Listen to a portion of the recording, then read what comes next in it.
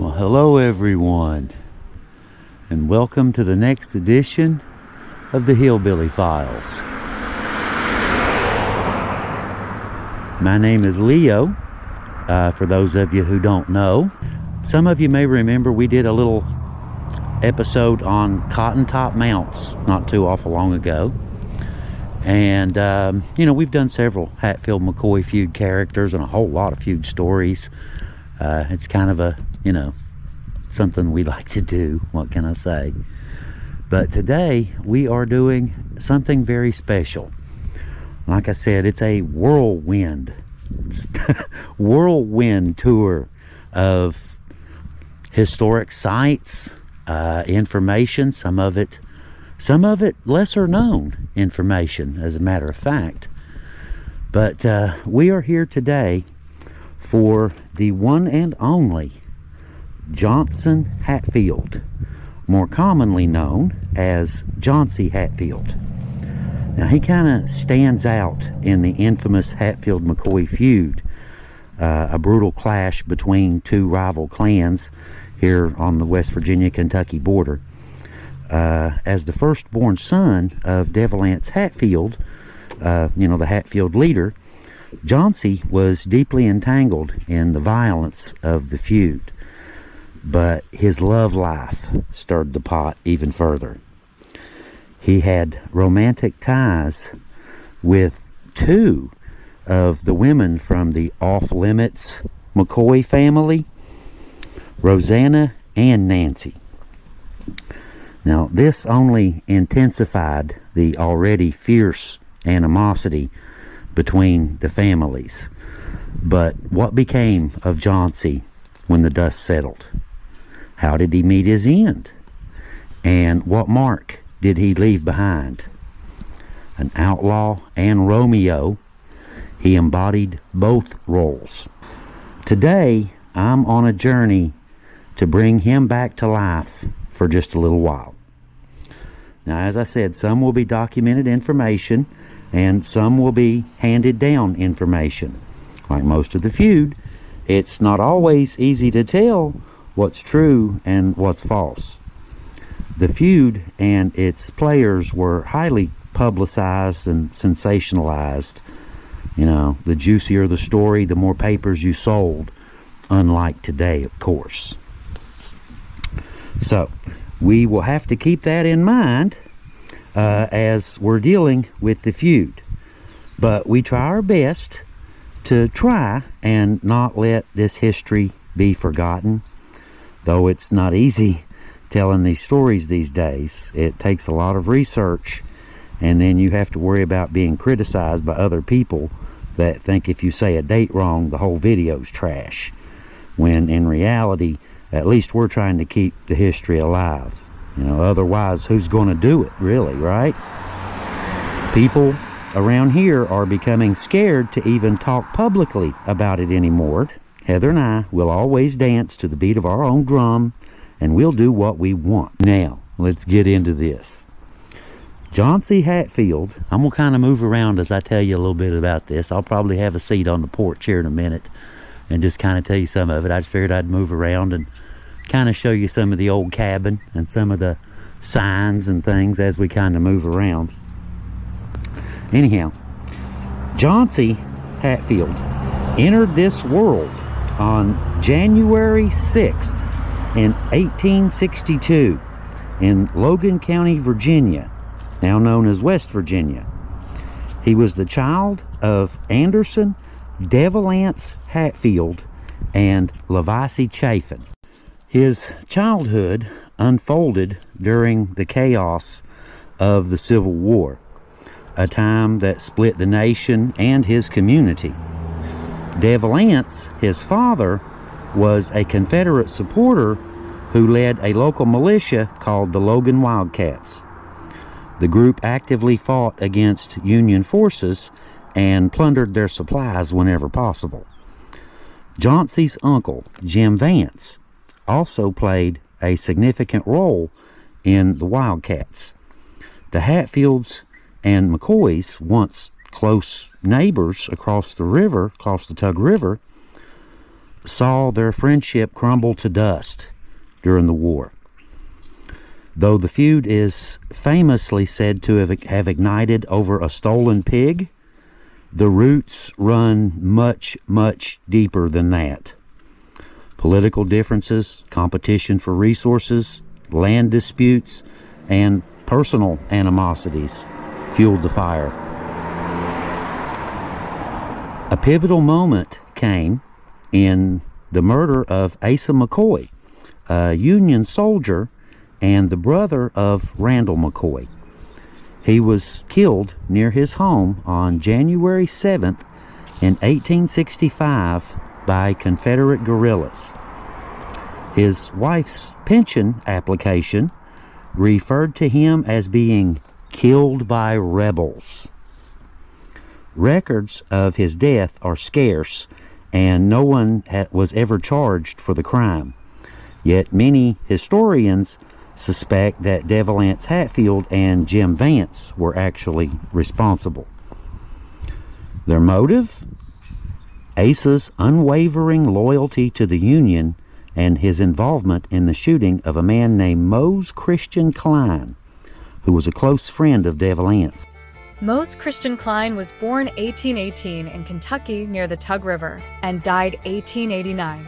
Mose Christian, who was a Confederate sympathizer, was set upon by a band of Unionists, including Bill French Francis and Asa Harmon McCoy, along with a slave named Pete. They crossed the Tug River into Logan County. When Mose Christian attempted to stop them from driving off his stock, they shot him down. Mose was near death, but eventually recovered. Shortly after this raid, Devil Anse Hatfield visited his friend Mose and vowed to kill every man involved in the attack. Later, Devil Anse shot and killed Francis and reportedly others involved in the attack on Mose Christian Klein. Information from Virginia at War, 1863, by William Davis and James Robertson, and 2009 University Press. Looking at the 1870 census, Johnse was 8 years old. He lived with his family in Logan, West Virginia, and he now had 3 younger siblings, Cap, Robert, and Nancy. Johnse grew up good looking and very charismatic. He had a way with the ladies. But he wasn't just about charm. He was also a top-notch marksman who could hold his own in a fistfight too. Fiercely loyal to the family clan, he seemed to follow in his father's footsteps with zero hesitation. His 1880 census shows him as being 18, living with 7 siblings, the youngest being Elias, who was only 1 at the time. But a turning point came this year. The story of Johnse, Hatfield, and Rosanna McCoy has been romanticized for years. But the story that is traditionally repeated and handed down may not be completely what happened. Okay? Most people know the tale of Johnse and Rosanna as a classic true love story. A real Romeo and Juliet type story. They met and sparks flew, but their families stood in the way.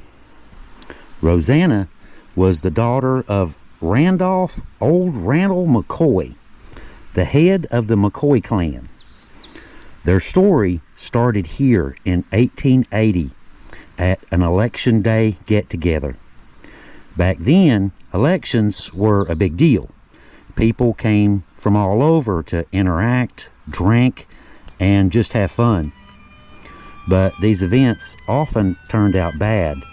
But apparently this election here in question was the rare one that didn't involve any deaths, just a tainted love story this time. The classic story is Johnse was drawn to Rosanna right away. They talked a while until it was almost dark, and Rosanna realized that she had missed her ride back home.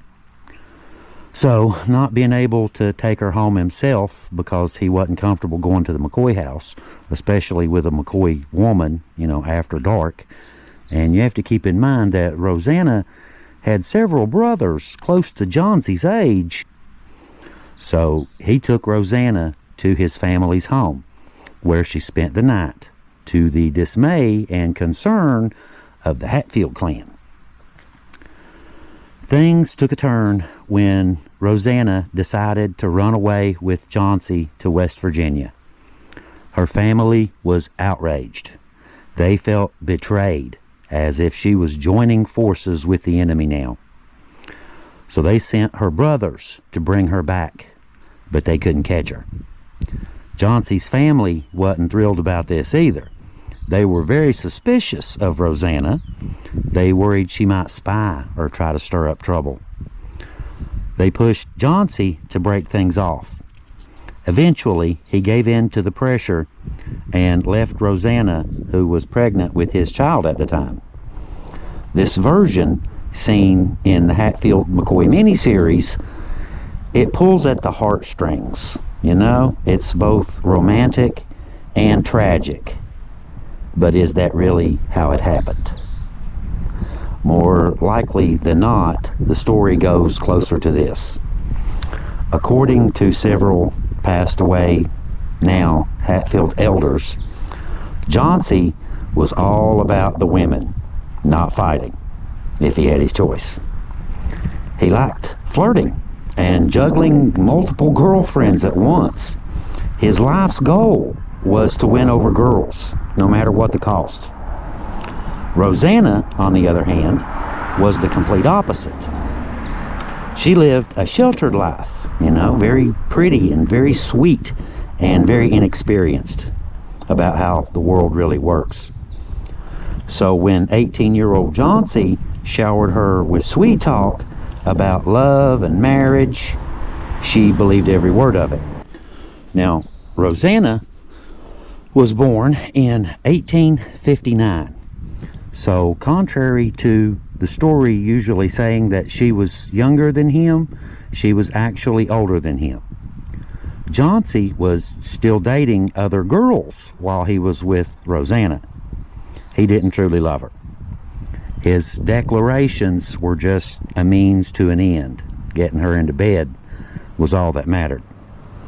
He kept spinning his web of lies to maintain the relationship, stringing her along with the possibility of a future family together. This isn't a unique story. It happens daily in countless lives around the world. Still, there's more to their tale, especially when you consider their families and the dynamics involved here. But here it becomes a mess of he said, she said. Some of the McCoys didn't want them together. Some say the Hatfields didn't want them together. Some say both. The fact is, we just don't know, and honestly never will. One version even says that Levice, who was Johnse's mother, was the cause. Her voice carried more weight than most people actually realize in the Hatfield clan.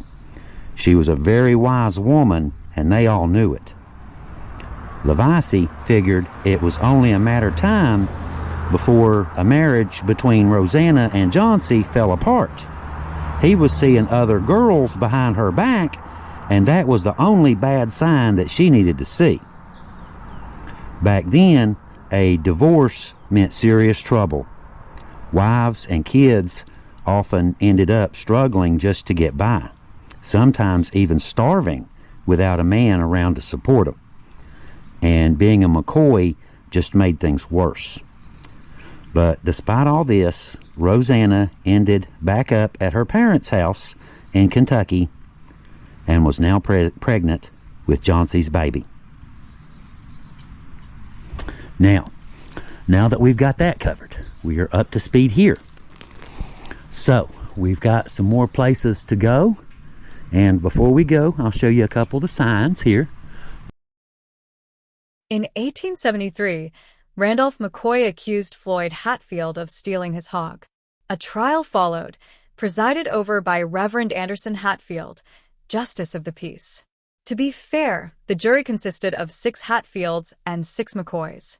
One witness, William Stanton, stated he had seen Floyd mark the hog's ear. This resulted in Floyd's acquittal. Reverse side of this sign reads as follows: election fight.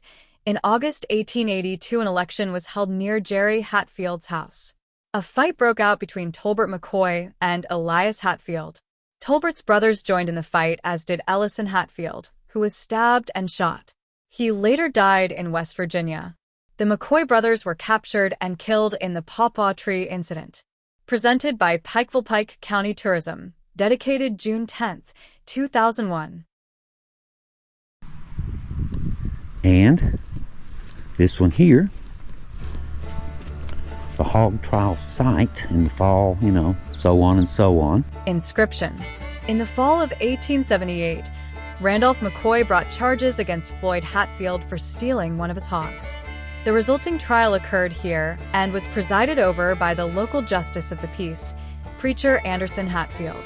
Preacher Anderson was Devil Anse Hatfield's cousin and did not want to appear biased, so he gathered a jury of 6 Hatfields and 6 McCoys to hear the case. When the jury reached its verdict, Selkirk McCoy, nephew of Sarah McCoy and a veteran of the Virginia Confederacy, sided with the 6 Hatfields in favor of Floyd. The McCoys felt betrayed, and open hostilities soon erupted between the Hatfield and McCoy families. Later, Bill Stanton, who testified in favor of his brother-in-law Floyd Hatfield, was killed by 2 of Randolph McCoy's nephews while he was hunting. They were tried and acquitted in a trial presided over by Valentine Hatfield, uncle of Devil Anse. After this, violence between the families continued, and the resulting conflict eventually escalated into the most famous family feud in American history.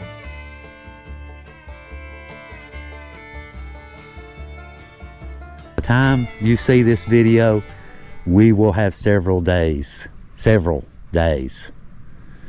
tied up in it. Just a very pretty place, though. The sign, Preacher Anderson Hatfield's cabin. I always thought that was kind of strange, Preacher Ants and Devil Ants. I always thought that was kind of, unique. Now this right here is quite frankly, it's the world famous Aunt Betty's house. Right there, that's what it looks like. Now, of course, during the time, Aunt Betty's house was over here. But as you can see, it floods over on that side. The river's just right over there behind that church, and it floods over there.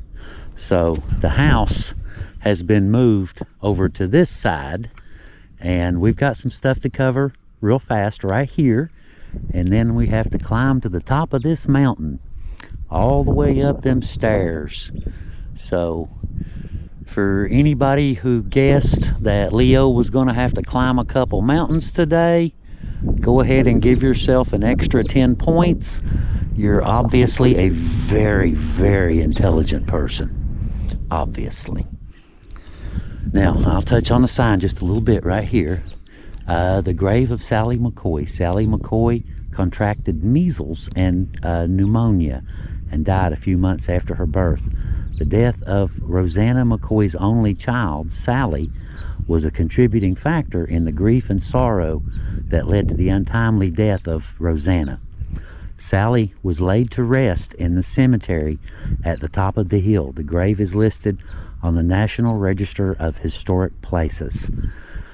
Now, the baby's grave is up there, and Aunt Betty and Uriah, who used to live in the house, they are buried up there on that hill up there. Now, there's a lot of speculation and opinions on how Rosanna ended up here. Some say she was kicked out, shunned by her family, friends, and neighbors. Some say she left on her own so that she could see Johnse from time to time. But either way, she ended up here at Uncle Uriah McCoy and his wife Betty's house. Like I said, better known as Aunt Betty's house. It said that she gave birth on February 7th in 1881 to a daughter and named her Sarah McCoy after her mother, and they called her Sally. Now, either way, if the sad thing is, if she was born on this date, it's actually pretty bad, because Johnse is shown a marriage license to have married Rosanna's first cousin, Nancy McCoy, on May 14th in 1881, less than 3 months after baby Sally was born. I'll just turn the camera back on when I get up there. Inscription: Sarah Elizabeth, Little Sally, was the daughter of Rosanna McCoy and Johnse Hatfield. She was born in the spring of 1881 and died when she was only 8 months old. In 1880, Rosanna met Johnse at an Election Day celebration on Blackberry Creek in Pike County, Kentucky. They slipped away from the crowd, and when they returned, the polling place was deserted. Fearful of her family's reaction, Rosanna went home with Johnse to West Virginia. Devil Anse would not allow his son to wed the daughter of Randolph McCoy. Rosanna loved Johnse and stayed with him in Devil Anse's home, but became discouraged because he was unfaithful.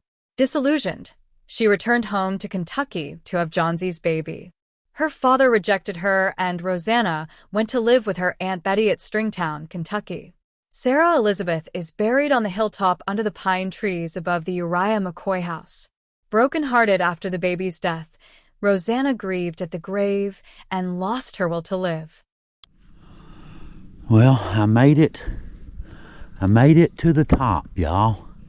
152 steps from where I parked the car at. We're up there a little ways, ain't we? You can see Aunt Betty's way down in the valley and all kinds of stuff. But we are up here. We're up here now. And it's just a small, little tiny cemetery. I think there's about 20 graves, 15, something like that, which we've documented the graves here before. And over here, we'll just stop by real fast. This is the same, says the same thing as the plaque at the bottom of the hill. So let me get out of the way, and we'll kind of, if anybody wants to pause and check it out, it tells the story. It tells a little bit about the story. But right here is the baby's grave. Nancy McCoy was the daughter of Asa Harmon McCoy, who I mentioned earlier, being killed for being a Union soldier. So this also means apparently that marrying McCoy was okay sometimes, because, well, he did it. But the baby Sally sadly went on to die at what is listed as 8 months old on the sign here, but her find-a-grave says that she was 3 months old.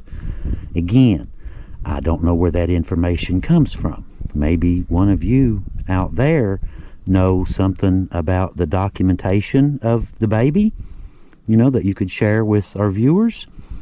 Another legend is that Rosanna would climb this hill every day to see the baby and cry beside her grave all day long. Now, we don't know how long she stayed here, but at some point she did move away. She died around 8 years later of unknown causes. It was said to be a broken heart, but honestly it was more likely tuberculosis or something a little bit more logical. Some of the old-timers said that she killed herself, since that is what died of a broken heart meant back then. But it's purely speculation, but it's not impossible now, is it? It's not impossible that she could have. But here lies baby Sarah's grave on top of the hill, right beside Aunt Betty's house. You can't really do a story about Johnse without coming here. Alright guys, we'll see you there at the next stop. Now, those of you who watch the channel probably recognize this spot. I am at Randall McCoy's old home place. His house sat right over there where that sign is, where the diggers came down and did some digging. I've done some metal detecting here myself with Danny, and we found some old bullets and stuff over there. But the following is a description taken from court testimony excuse me, of the night that the Hatfields attacked the McCoy cabin. Now guys, I need y'all to kind of bear with me here. I need you to just kind of picture this, you know, kind of run it through your head as we go. So just try to imagine this now. It's New Year's Eve. It's 1887. The wind's blowing outside. It's bitter, bitter cold. The moon is hanging very brightly in the dark night sky. Inside, Randall McCoy and his family settle in for the night. Their home, built from sturdy logs, consisted of two small structures. One houses the kitchen and the sleeping quarters for Randall and his wife Sarah. Above them, a loft offers a cozy space for Calvin, who is Randall and Sarah's adult son, and Melvin, who was their grandson. Melvin was the young son of Tolbert McCoy, who had been killed by the Hatfields in August of 1882, leaving him and his younger sister Cora here, being raised by their grandparents. Now the second building stands nearby, connected only by a roof, with a dog trot separating it from the house where the McCoy daughters slept. In case anybody's curious, a dog run is just a little gap between two houses, two buildings, sort of a little walkway. There's usually a roof over top to keep the rain off. The house sat right about there. As the McCoys sleep, they are totally unaware of what is about to happen. The family was asleep when Randall and Calvin were jolted awake to the sound of barking dogs. Calvin, who was 25, rushed to his father's side. "They're coming, Pa," he says. Outside, a voice from the trees, presumably over here somewhere, shouted, "You bastards! Come out and surrender." Excuse my French, that's what he said. Randall ignored their command. Suddenly, bullets shattered the quiet night as they tore through the door. Randall and Calvin ran for the loft to get a better angle to fight back, but their efforts were futile. Then, complete chaos erupted. The McCoy home had been set on fire by hidden enemies in the woods. Guns blasted away from both sides relentlessly and very, very quickly as well. Randall and Calvin retreated to the kitchen, only steps out of the line of fire. In that tense moment, Randall overheard Alifair, who was 29, arguing with someone outside that she called Cap Hatfield. The son of Devil Anse Hatfield was on the other side. Alifair pleaded with him, "You wouldn't shoot an innocent woman, would you?"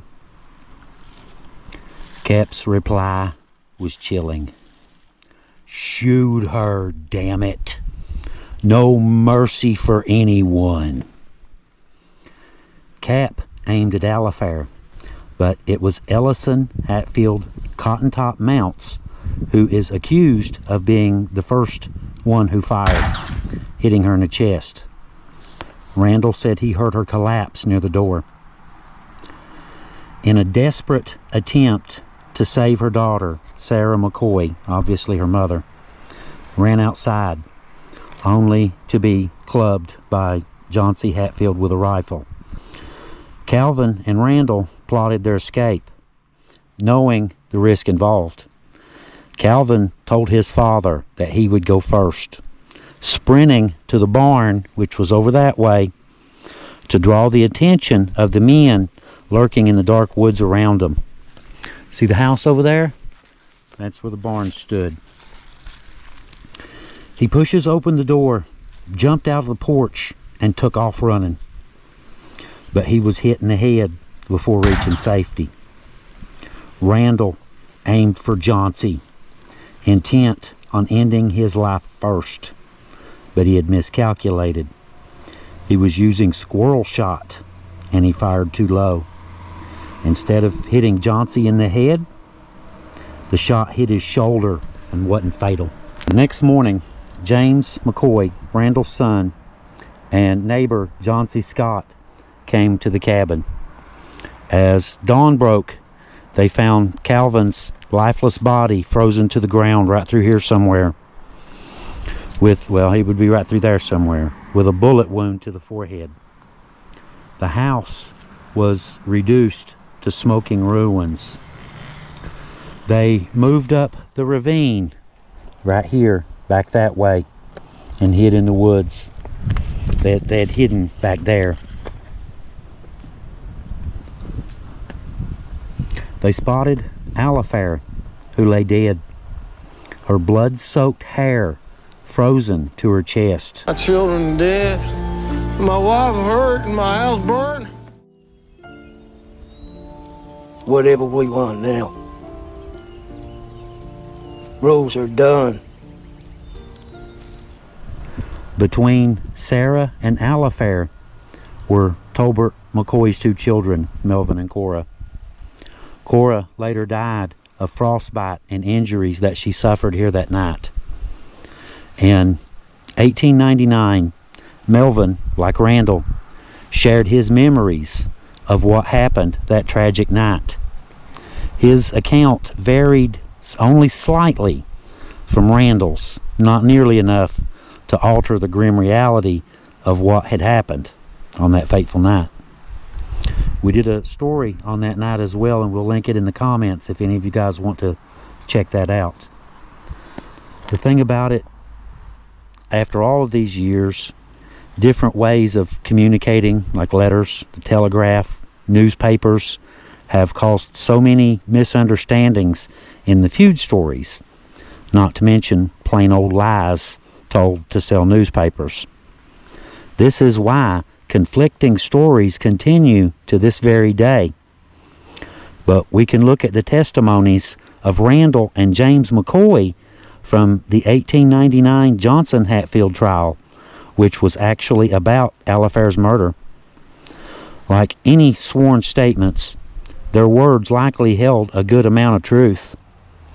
I mean, if it were your child, would you want to get the person that you saw do it, or some other guy that you had a personal grudge with? I think you'd probably want the guy, wouldn't you?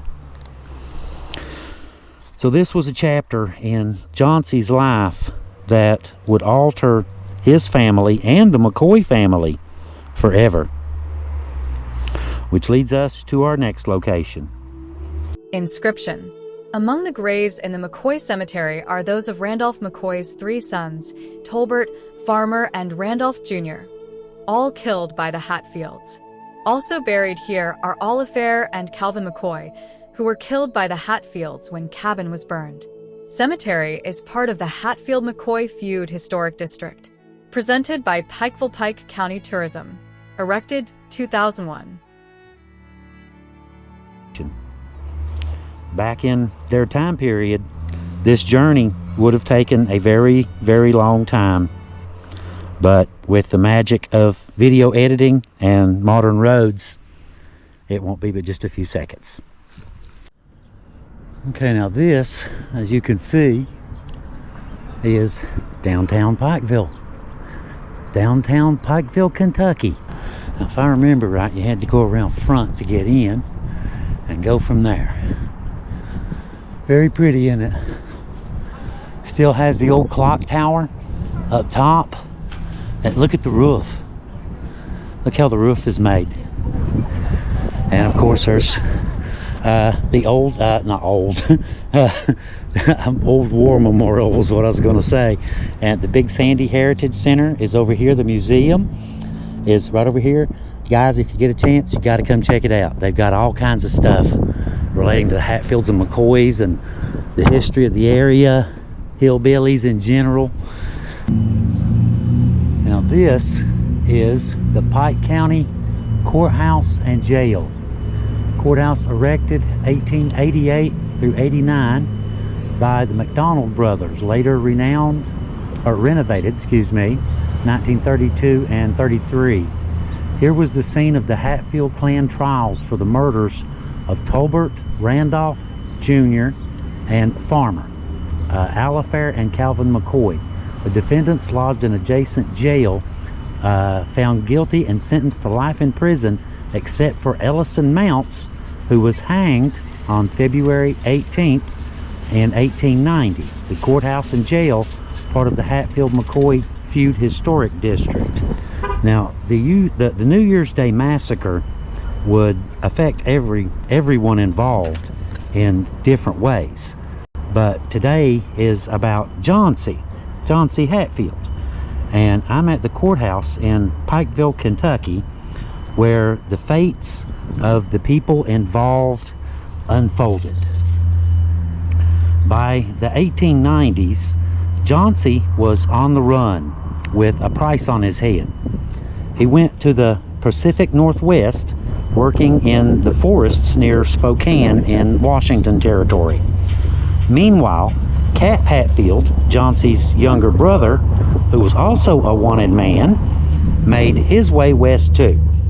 He first reached Oklahoma and then traveled to Gunnison City, Colorado. Even with gold being recently discovered in Colorado, Cap wasn't interested in riches.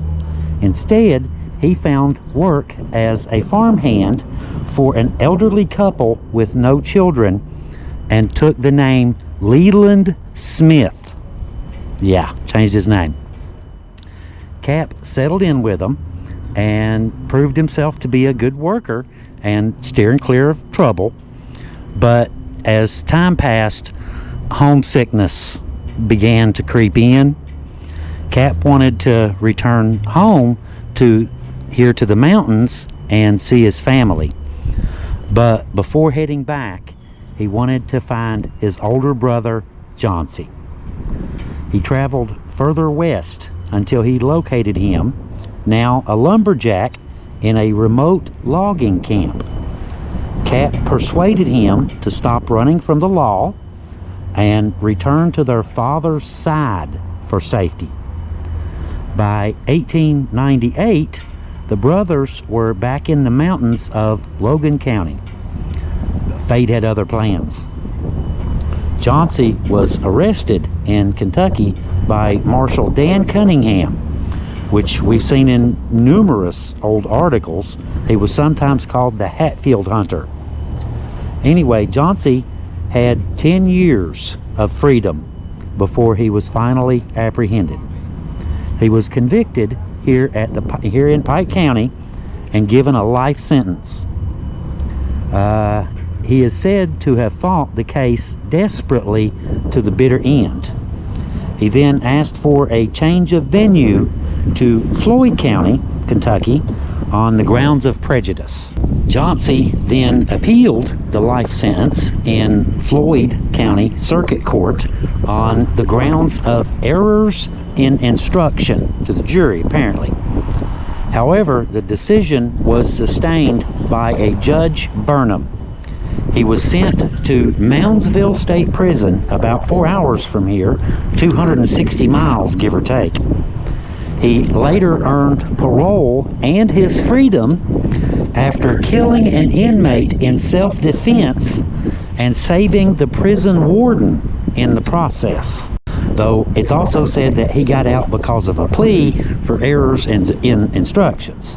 Either way, he had got out after only serving 13 years of a life sentence. This is the spot, like I said in the Cotton Top video, this is where the history unfolded. This is where Johnse was sentenced to life in prison. Right here. Sitting in one of these chairs, well, not these chairs, but chairs in these same spots anyway. Johnse was sentenced to life in prison. Didn't quite work out that way though, did it?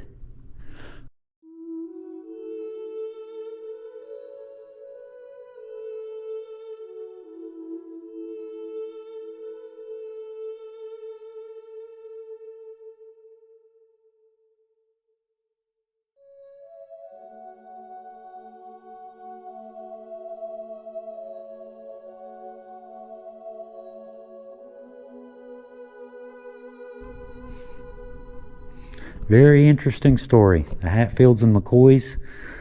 It's hard to imagine. It's hard to put into words how many things changed because of what happened in the Hatfield-McCoy feud. And I wanted to make sure that we included this into the video. Okay, now I'm now at the old homestead of Johnse's parents, William Anderson Hatfield, also known as Devil Ants, and Levacy Chafin. And this is their old home place. The house used to sit right there. But Johnse has walked this ground and spent countless time at this location right here. As I mentioned, Johnse was married to Nancy McCoy, and they had 2 children, William Anderson Antsy Hatfield, born in 1884, and Stella Hatfield, born in 1886. Antsy was named after Johnse's father, obviously. He is said to have died in Egypt while serving in the Navy and is buried there. So we're not sure if that's true or not. Now, Stella is said to have died at 14 of tuberculosis, about a year before Nancy herself would die of tuberculosis at the age of 35. Nancy and Johnse's marriage was not a good one, and after a while she left him. After he had disappeared again while chasing other women. Nancy started seeing Frank Phillips, also known as Bad Frank, who was hardcore opposed to the Hatfields and even shot Uncle Jim Vance, Devil Ance's uncle, point blank in the head. Bad Frank and Nancy, who was also called Hellcat by her friends, were still married to other people and ended up living together 2 years before their divorces came through, allowing them to marry one another.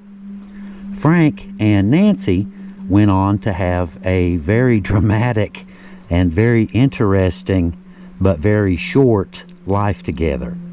But I suppose that's a story for another day. Johnse remarried, and this time it was to Rebecca Browning Hatfield, who was married in 1890. Rebecca was a cousin of Johnse. Her mother was Jane Hatfield. This was a very stressful time period as Johnse was running from his involvement in the killings and attacks of the New Year's Day massacre, among other crimes. His cousin, Cotton Top Mounts, was hanged that year for being involved in the exact same crimes that Johnse was involved in. He had a price on his head, which made him paranoid and kept him on edge. He and Rebecca had 3 children in this marriage. Midgie Hatfield Kent, Moses F. Hatfield, and Louisa Edna Hatfield Mounts, or Fields, Fields. In 1895, Rebecca died at the young age of 23. And I'm going to touch on this lightly as it's not proven, but the story passed down is that she killed herself while pregnant with their fourth child by drinking turpentine because of the heartbreak Johnse had put on her. You guys do what you will with that info. You know, we can't prove that it's a fact or not. He then married Roxy J. Browning on July 28th in 1896. She was 22 years old, most likely a cousin of his deceased wife. They had 2 children, but I can't find a marriage certificate, census, or anything else on it for that matter. I'm not saying they don't exist, just that we have limited time that we can put into trying to find documents, so I'm working purely off of online information there. He and Roxy divorced. In 1904, he married Jeanette Nettie Brookshire. Now, this can be verified as they appear on documents, but wait, wasn't Johnse in prison in 1904? Anyway, they have one son together, Robert Luther Hatfield, who lived until 1965 and is buried in Warncliffe, West Virginia, where Johnse lived at the end of his life. It's also said that they had more children, but I don't know who they were or if they even existed for that matter. Jeanette is also known as Nettie, and Johnse show up in the 1910 census. Supposedly, he went to jail for 12 to 13 years, so why is he home on the 19 census? Interesting question. He's listed as a old farmer at the time. He lives in a house full of people, of course. 6 stepchildren from Nettie's first marriage, we assume, and his one biological son, Robert, as well as a boarder named French Ellis. Though this obviously isn't the French Ellis from the feud because he's only 18. He appears to be named after the notorious French Ellis, who he is related to. Looking into him, his dad's name is Ernest Ellis. But moving on, it appears that Johnse had 7 traceable children that we know of. Technically speaking, Sally is not really traceable, but she is most certainly legitimate enough to count in this story. Okay, now this is the famous Hatfield McCoy, or Hatfield family cemetery. Not Hatfield McCoy Cemetery, just Hatfield Cemetery. I'll get it right in a second. This is where Devalance, Levice, Johnse, there's a whole bunch of family up here on top of this hill. And you can see the historical markers here. And of course that one there. And of course the sign itself and a few more. But just for the record, those of you who guessed that Leo was going to have to climb 2 mountains today, give yourself another 10 points and you win the lottery. It was 2. Alright guys, we'll see you guys up on top of the hill. Let's go climb another one. I should be in really good shape by the time today's out. Either way this goes. I should be healthy as a bear by the time I get back home. See you off the top of the hill.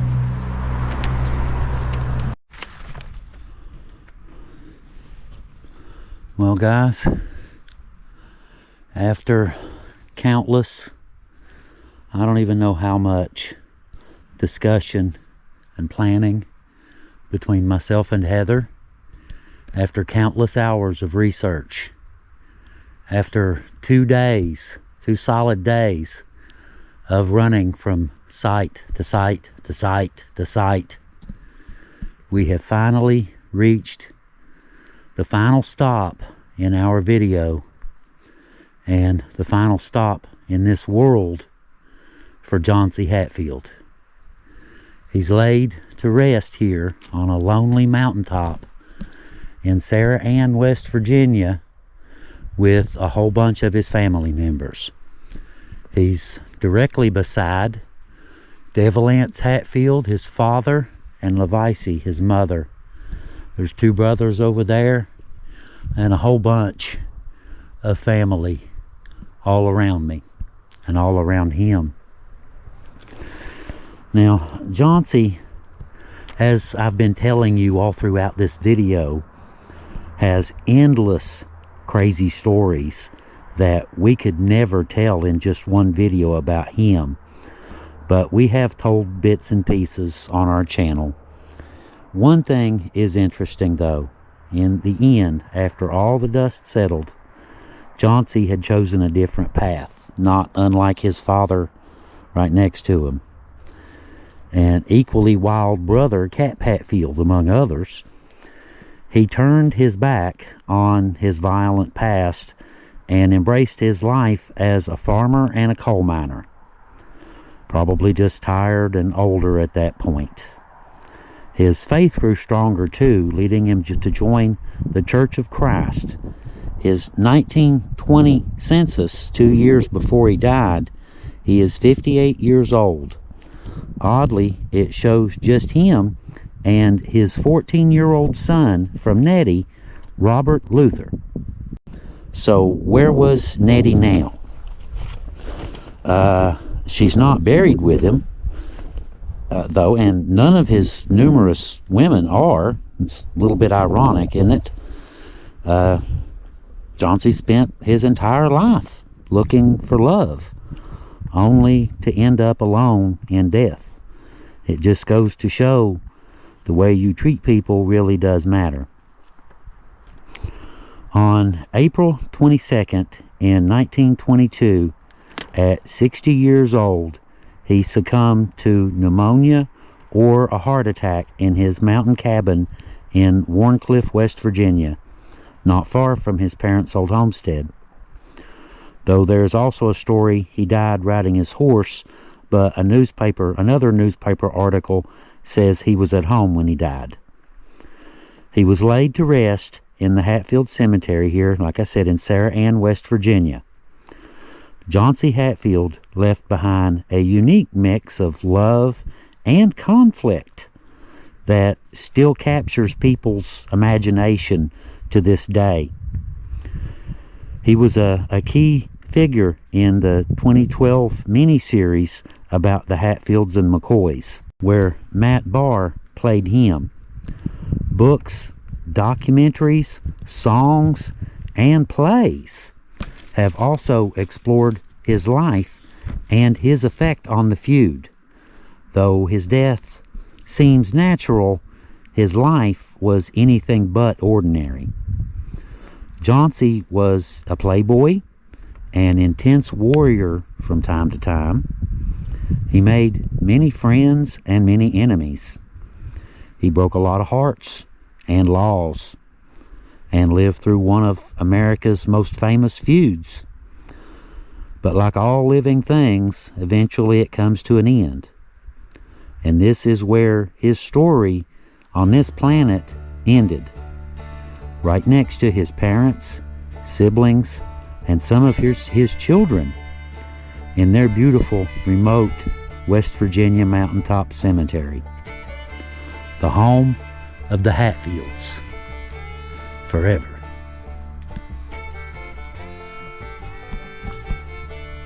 Now, a lot of people have said a lot of things about Johnse over the years. A lot of people look at him as a good guy. A lot of people look at him as a bad guy.